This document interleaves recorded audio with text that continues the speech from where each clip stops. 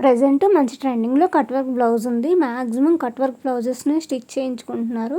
అయితే ఈరోజు మన వీడియోలో కట్ వర్క్ బ్లౌజ్‌ని ఎలా కటింగ్ అండ్ స్టిచ్చింగ్ చేయాలో చాలా ఈజీగా అయితే చూపిస్తాను. ఫస్ట్ ఆఫ్ ఆల్ ఇక్కడ బ్యాక్ పార్ట్ లెంత్ అనేది చూసుకోవాలి. పైన షోల్డర్ నుంచి క్రింద వరకు 14 ఇంచెస్ వచ్చింది. ఈ 14 ఇంచ్‌కి ఎక్స్ట్రా 1 ఇంచ్ అనేది యాడ్ చేయాలి. పై వైపున ఒక 1/2 ఇంచు ఖర్చు కోసం, అలానే క్రింద వైపున ఇంకొక 1/2 ఇంచు ఖర్చు కోసం ఇలా 1 ఇంచ్ యాడ్ చేసి 15 ఇంచెస్గా బ్యాక్ పార్ట్ లెంత్ అయితే ఇట్లా ఒకవైపున మార్కింగ్ చేసుకొని ఇంకొంత దూరంలో కూడా సేమ్ 15 ఇంచెస్కి మార్కింగ్ చేసి దానికి ఒక లైన్ అనేది డ్రా చేయాలి. ఇప్పుడు నడుము లూజ్ చెక్ చేయాలి. కాజా పట్టీని లోపలికి ఫోల్డ్ చేసుకొని మొత్తం నడుము లూజ్ ఎంతైతే ఉందో చెక్ చేయాలి. మొత్తం వచ్చేసరికి 29 ఇంచెస్ ఉంది. ఈ 29 ఇంచెస్ని 4 పార్ట్స్గా డివైడ్ చేసుకోవాలి. ఇలా 4 పార్ట్స్గా డివైడ్ చేస్తే ఒక్కొక్క పార్ట్కి 7.5 ఇంచ్ అనేది వచ్చింది. దాని పక్క నుంచి డాట్స్ కోసం 1 ఇంచ్ని మార్క్ చేయాలి. తర్వాత చెస్ట్ లూజ్ కోసం మరలా బ్లౌజ్ని పెట్టేసుకొని ఇట్లా కరెక్ట్గా అంతా నీట్గా సెట్ చేసుకోవాలి. నీట్గా సెట్ చేసుకుంటేనే మనకి మార్కింగ్ అనేది నీట్గా వస్తుంది. సో ఇక్కడ ఫస్ట్ స్టిచ్ ఎక్కడికైతే ఉందో అక్కడికి ఒక మార్కింగ్ క్లాత్ పైన, లైనింగ్ క్లాత్ పైన పెట్టేసుకోవాలి.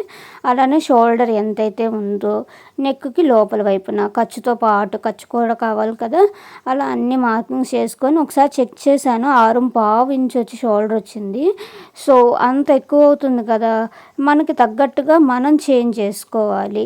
కాబట్టి నాకు 6 ఇంచెస్ అయితే తనకైతే సరిపోతుంది. సో క్రింద వైపు కూడా ఒక 6 ఇంచెస్ మార్క్ చేసుకొని ఇక్కడ చంక పొడవును కూడా 6 ఇంచెస్, అంటే షోల్డర్ 6 ఇంచెస్ తీసుకున్నాం కదా, ఇక్కడ కూడా 6 ఇంచెస్ అనేది తీసుకొని చెస్ట్ లైన్కి ఒక లైన్ అనేది డ్రా చేసుకొని ఇప్పుడు చెస్ట్ నుంచి క్రింద వైపుకి ఒక లైన్ మార్కింగ్ చేయాలి. ఎక్స్ట్రా 2 ఇంచెస్ అనేది ఖర్చు కోసం తీసుకొని దానికి కూడా ఒక లైన్ మార్కింగ్ చేసుకోవాలి. ఇప్పుడు ఆర్మ్ రౌండ్ కోసం ఇక్కడ నుంచి ఒక 1.5 ఇంచ్కి మార్కింగ్ చేసుకొని ఆర్మ్ రౌండ్ స్కేల్ ఉంటే స్కేల్ పెట్టేసి లైన్ డ్రా చేయండి, లేదంటే నార్మల్ చేతితో మనం డ్రా చేసిన ఈ ఆర్మ్ రౌండ్ అలానే బ్లౌజ్లో ఉన్న ఆర్మ్ రౌండ్ కరెక్ట్గా మ్యాచ్ అయిందో లేదో చెక్ చేస్తున్నాను. 7.5 ఇంచ్ అయితే బ్లౌజ్లో ఉంది. పైవైపున ఒక 1/2 ఇంచ్కి వదిలేసుకొని అక్కడ నుంచి 7.5 ఉందా లేదా చెక్ చేసి, ఇలా చెక్ చేస్తే 7.5 కాదు 8 ఇంచెస్కి వచ్చింది.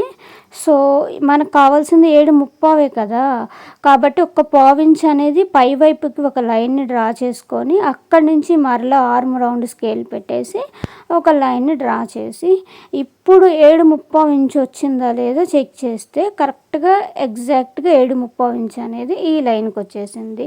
ఇప్పుడు నెక్ హైట్ కోసం ఇక్కడ నుంచి పై వైపుకి 2 వైపుల ఖర్చు ఉండేటట్లు చూసుకోవాలి. అలానే పై వైపున నెక్ 2.5 ఉంది. సో క్రింద వైపున కూడా 2.5 ఉండేటట్లుగా ఒక లైన్ డ్రా చేసుకొని దాంట్లో round shape. Next cut work కోసం షేప్ని మనమే రెడీ చేసుకోవచ్చు. ఇక్కడ ఒక కార్డ్బోర్డ్ని హాఫ్కి ఫోల్డ్ చేసుకొని హైట్ 3.5 ఇంచు, వెడల్పు వచ్చేసరికి 1/2 ఇంచు, అంటే ఓపెన్ చేస్తే 1 ఇంచ్ అయిపోతుంది. ఇక్కడ హైట్ అండ్ విడ్త్ అనేది మనకు కావాల్సిన కట్ వర్క్ సైజుని బట్టి పెంచుకోవచ్చు, తగ్గించుకోవచ్చు. బట్ వీళ్ళు చిన్నదే కావాలని చెప్పారు. సో అందుకనే నేను చిన్నది తీసుకున్నాను. నేను ఈ సైజ్ తీసుకుంటేనే కట్ వర్క్ అనేది చిన్నదిగా వచ్చింది. సో మీకు పెద్దది కావాలనుకుంటే హైట్ అండ్ విడ్త్ అనేది ఇంకా పెంచుకోండి. ఇక్కడ చూడటానికి ఇలా అనిపించినా కుట్టేసరికి ఇంకా చిన్నది. కట్ వర్క్ షేప్ నీట్గా రావాలంటే ఇట్లా బకరం షీట్ పైన మాత్రమే కట్ చేసుకోవాలి. ఇక్కడ యాజ్ ఇట్ ఈజ్ ఎంత ఉందో ఫస్ట్ దానంతా మార్క్ చేస్తాను. హైట్ అండ్ విడ్త్ ఇక్కడ లైనింగ్ పైన ఎంతైతే హైట్ అండ్ విడ్త్ తీసుకున్నామో సేమ్ దానంతే, అలాగే రౌండ్ కూడా మొత్తం యాజ్ ఇట్ ఈజ్ దానంతే మార్క్ చేసుకొని ఇప్పుడు ఈ లైనింగ్ ఫ్యాబ్రిక్ని మనం ఇక్కడ మార్కింగ్ చేసి పెట్టుకున్నాం కదా, దాన్ని కట్ చేసేసుకోవాలి. ఇక దీంతో మనకి పని అనేది లేదు. బట్ నెక్ అనేది మాత్రం కట్ చేయకూడదు. నెక్తో పాటుగా డైరెక్ట్గా ఇక్కడ షోల్డర్ అనేది పూర్తిగా కట్ చేసేయాలి, నెక్ను కట్ చేయకూడదు. ఇక్కడ మనం బకరం షీట్ని రెడీ చేసుకుంటాం కదా, దాన్ని బట్టేసి నెక్ని అనేది స్టిచ్చింగ్ చేస్తాము. ఒరిజినల్ నెక్ వచ్చేసరికి 2.75, దానికి ఒక 1/2 ఇంచ్ అనేది బయట వైపుకి యాడ్ చేసుకోండి. అలానే లెంత్ అండ్ విడ్త్ రెండిట్లో కూడా 1/2 ఇంచ్ అనేది ఎక్స్ట్రా యాడ్ చేసుకొని దానికి రౌండ్ అని మార్కింగ్ చేసుకోవాలి.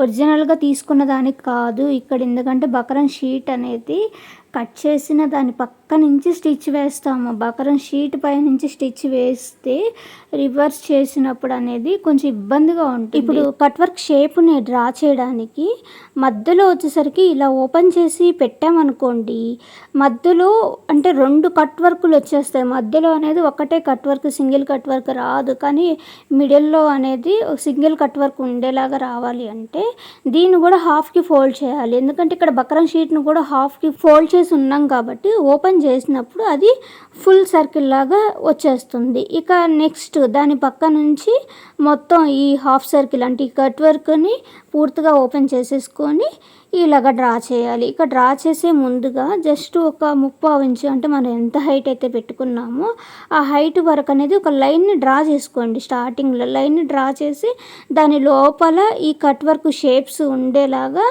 ఇక్కడ 30 ఇంచు డ్రా చేశాను. డ్రా చేసి లోపల వైపున మాత్రమే ఈ షేప్స్ ఉండేలాగా చూసుకొని దాని ప్రకారం డ్రా చేసుకుంటూ వెళ్ళిపోవాలి. ఇక్కడ నేను చూసుకోలేదు, వీడియో రన్ అవుతుందని చెప్పేసి అనుకున్నాను, తర్వాత చూశాను.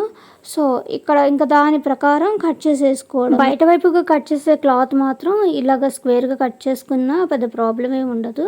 బట్ లోపల వైపుది మనం ఏ షేప్ అయితే ఇట్లా డ్రా చేసుకున్నామో అదే షేప్ వచ్చేలాగా కట్ చేసుకోవాలి. అప్పుడు మాత్రమే మనకి కట్ వర్క్ అనేది వస్తుంది.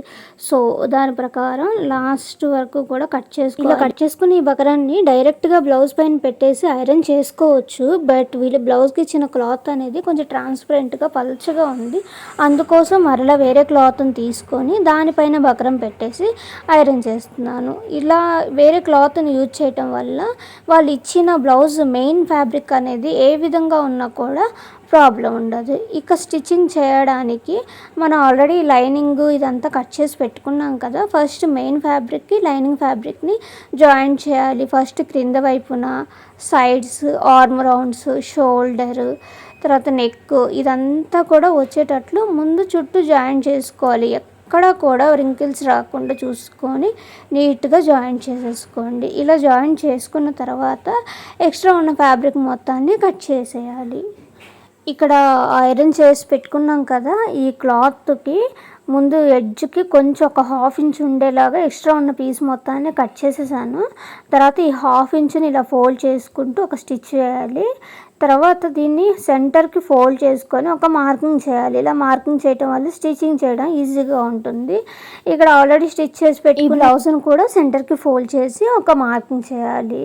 ఇప్పుడు ఈ మార్కింగ్ పైన మనం ఇక్కడ కట్ చేసి పెట్టుకున్న ఈ కట్ వర్క్ క్లాత్ కూడా సేమ్ 2 ఒకదానిపైన ఒకటి ఉండేటట్లు చూసుకొని ఒక స్ట్రైట్ స్టిచ్ అనేది వేసుకోవాలి. ఇలా స్టిచ్ చేసిన తర్వాత ఇది ఇంకా మనకి నీట్గా అంటే కదలకుండా ఉండడం కోసం ముందు యూ షేప్లో ఒక స్టిచ్ అనేది వేసుకోవాలి. ఇలా వేయటం వల్ల ఇక్కడ కట్ వర్క్ షేప్ అనేది ఈజీగా స్టిచ్ చేయగలుగుతాము. ఇప్పుడు అబ్జర్వ్ చేశారా, ఇక్కడ నార్మల్గా 2.75 అనేది ఇక్కడికి వస్తుంది. బట్ ఇక్కడ వరకు నేను బకరం షీట్ని కట్ చేసి ఉంటే నాకు స్టిచ్చింగ్ బకరం షీట్ పైన పడుండేది. బకరం షీట్ పైన స్టిచ్ చేసి దాన్ని రివర్స్ చేసినప్పుడు కొంచెం ఇబ్బందిగా ఉంటుంది, అంత నీట్ ఫినిషింగ్ కూడా రాదు. సో దానివల్ల మనం స్టిచ్ ఎక్కడైతే వేస్తామో అక్కడికి లోపలికి ఇక్కడ బకరం షీట్ని కట్ చేసుకొని దాని పక్క నుంచి స్టిచ్ చేయటం వల్ల ఇప్పుడు మనకి క్లాత్ అనేది చాలా ఈజీగా బ్యాక్ సైడ్కి టర్న్ అండ్ ఫినిషింగ్ కూడా చాలా నీట్గా ఉంటుంది. సో ఎప్పుడన్నా బకరం షీట్ని కట్ చేయాలి అనుకున్నప్పుడు, అంటే ఇదొక్క నెక్కే కట్ చేయాలి ఇలాగా అని కాదు, ఏదైనా సరే ఒక బకరం షీట్ పైన నెక్ను కట్ చేయాలనుకున్నప్పుడు ఒరిజినల్ ఒక క్లాత్ పైన కట్ చేసేది ఒక 2.5 ఇంచెస్ అనుకోండి.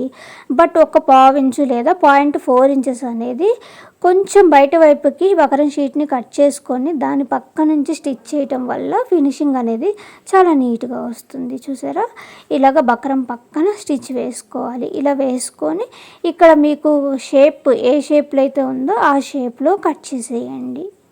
దీన్ని పర్టికులర్గా ఇదే షేప్ ప్రకారం కట్ చేయకపోయినా నార్మల్గా యూ షేప్లో అయినా కట్ చేసుకోవచ్చు. ఇలా కట్ చేసి ఇప్పుడు మాత్రం అబ్జర్వ్ చేయండి, ఇక్కడ కార్నర్స్ అదే ఒక షేప్కి మరొక షేప్కి మధ్యలో ఉండే ఈ క్లాత్ని ఇక్కడ నేను ఎలాగైతే కట్ చేస్తున్నానో ఆ విధంగా కట్ చేస్తే షేప్ అనేది చాలా నీట్గా వస్తుంది.